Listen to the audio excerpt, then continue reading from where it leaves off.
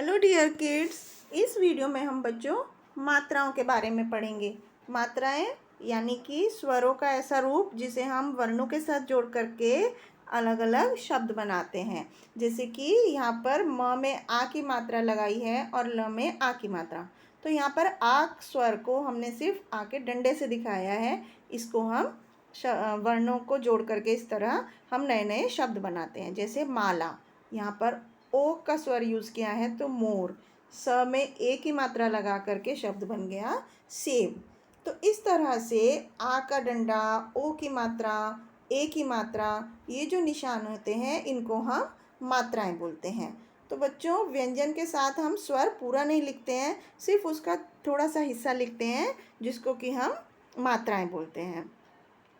तो प्रत्येक स्वर के लिए एक चिन्ह होता है, एक फिक्स निशान होता है जिसको हम मात्रा बोलते हैं। जैसे कि ओ के स्वर के लिए इस तरह से मात्रा होती है। आ के स्वर के लिए इस तरह से मात्रा होती है। इसी तरह से बाकी के स्वर के लिए भी अलग अलग मात्राओं के चिन्ह होते हैं। जैसे अ के लिए कोई चिन्ह नहीं होता है, हम सिर्फ किसी भी वर्ण के साथ अ जोड़ करके वो शब्द बन जाता है। आ के स्वर के लिए आ का डंडा, ई के लिए छोटी ई की मात्रा, बड़ी ई के लिए बड़ी ई की मात्रा। इस तरह से छोटे ऊ को हम इस निशान से दिखाते हैं और बड़े ऊ को हम इस निशान से दिखाते हैं। इस तरह से हम मात्राएं लगा करके अलग अलग शब्द बनाते हैं। जैसे राजा, आ की मात्रा लगाकर बना। श में छोटी की मात्रा लगा करके शिव। त में बड़ी की मात्रा लगा करके तीर। म में छोटे ऊ की मात्रा लगा करके मुख। और फ में बड़े ऊ की मात्रा लगा करके फूल। इस तरह से बच्चों आपने देखा कि अलग अलग मात्राओं को लगाने की जगह भी फिक्स होती है, निश्चित होती है। जैसे आ की मात्रा, ई बड़ी की मात्रा, और इनको हम हमेशा वर्णों के बाद में लगाते हैं। और जैसे छोटी की मात्रा है या इसको हम वर्णों से पहले लगाते हैं, और छोटे ऊ या बड़े ऊ की मात्रा होती है इन्हें हम वर्णों के नीचे लगाते हैं। तो इस तरह से अलग अलग मात्राओं को लगा करके हम अलग अलग शब्द बनाते हैं। अब जैसे री की मात्रा है, इसको भी हम वर्ण के नीचे लगाते हैं और इस तरह से इसको दिखाते हैं। तो ये बन गया वृक्ष। इसी तरह से ए की मात्रा और ऐ की मात्रा हम अक्षर के वर्ण के ऊपर की तरफ लगाते हैं।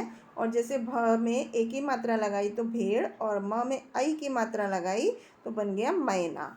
इस तरह से ओ की मात्रा भी हम या औ की मात्रा को वर्ण के बाद में लगाते हैं और इस तरह से इन निशानों से शो करते हैं। इसको लगाकर ड में ओ की मात्रा लगाकर डोरी एक शब्द बन गया, और न में औ की मात्रा लगा करके नौका। इस तरह से अलग अलग मात्राओं को लगा करके हम अलग अलग शब्द बनाते हैं। तो बच्चों आपने समझा कि मात्राएं जो होती हैं वो व्यंजन में अलग अलग जगह पर लगाई जाती हैं। जैसे छोटी की मात्रा व्यंजन के पहले लगती है, तो क व में जैसे छोटी की मात्रा लगाना है तो व से पहले लगेगी, तो अक्षर बन गया, शब्द बन गया हमारा कवि। इसी तरह से ब में छोटी की मात्रा ब से पहले लिखेंगे और बन गया बिल। द में छोटी की मात्रा पहले लगकर बन गया दिन। इसी तरह से त में छोटी की मात्रा लगा करके हमारा शब्द बन गया तिल। और व्यंजनों के बाद लगने वाली कौन कौन सी मात्राएं होती हैं? जैसे आ की मात्रा, बड़ी की मात्रा, ओ की मात्रा और औ की मात्रा। ये मात्राएं हमेशा वर्णों के बाद लगाई जाती हैं। जैसे आ में बड़े आ की मात्रा, बड़ी की मात्रा सीटी, ट ओ की मात्रा और ई की मात्रा टोपी, पौधा। इस तरह से ये मात्राएं हमेशा व्यंजन में के बाद लगाई जाती हैं। अब कुछ मात्राएं होती हैं जो व्यंजनों के ऊपर की तरफ लगाई जाती हैं। जैसे ए की मात्रा या ऐ की मात्रा, जैसे बन गया मेज। स में ए की मात्रा सेब, स में ऐ की मात्रा सैनिक, ब में ऐ की मात्रा बैल। कुछ मात्राएं होती हैं जो व्यंजनों में नीचे की तरफ लगाई जाती हैं। जैसे छोटे ऊ की मात्रा, बड़े ऊ की मात्रा, री की मात्रा। इस तरह से र की मात्रा जो होती है वो व्यंजन में बीच में लगाई जाती है। जैसे रुक। बड़े ऊ की मात्रा जो होती है उसमें हम गोल करके फिर ऊ की मात्रा लगाते हैं, इस तरह से। तो ये बन गया रूप। छोटे ऊ की मात्रा जैसे पुजारी, बड़े ऊ की मात्रा जैसे तराजू, पृथ्वी, पृथ्वी प में नीचे री की मात्रा। तो इस तरह से बच्चों आपने देखा कि स्वर का जो बदला हुआ रूप होता है उसको हम मात्रा कहते हैं, और अस्वर की कोई भी मात्रा नहीं होती, और र में छोटे ऊ या बड़े ऊ की मात्राएं हम अक्षर के बीच में लगाते हैं। अब यहाँ पर हमें बड़ी की स्वर से बनने वाले मात्रा से बनने वाले शब्द लिखने हैं, जैसे कि कील, झील,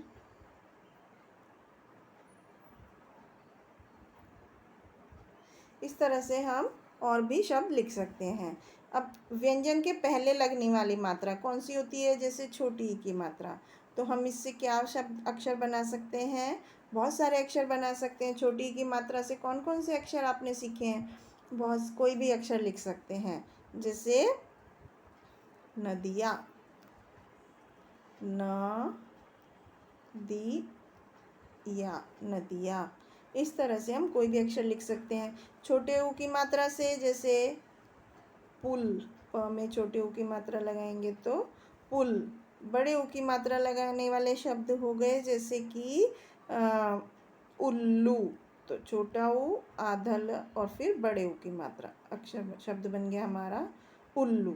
इस तरह से हम अब अगले प्रश्न की तरफ चलते हैं। यहाँ पर हमें ओ की मात्रा और औ की मात्रा वाले शब्दों को अलग अलग करना है। जैसे समोसा में ओ की मात्रा है, भोला में ओ की मात्रा है, शोर में भी ओ की मात्रा है, बौना ये औ की मात्रा, कौर, पकौड़ी, पौधा, ये सब औ की मात्रा वाले शब्द हैं और ये ओ की मात्रा वाले शब्द हैं।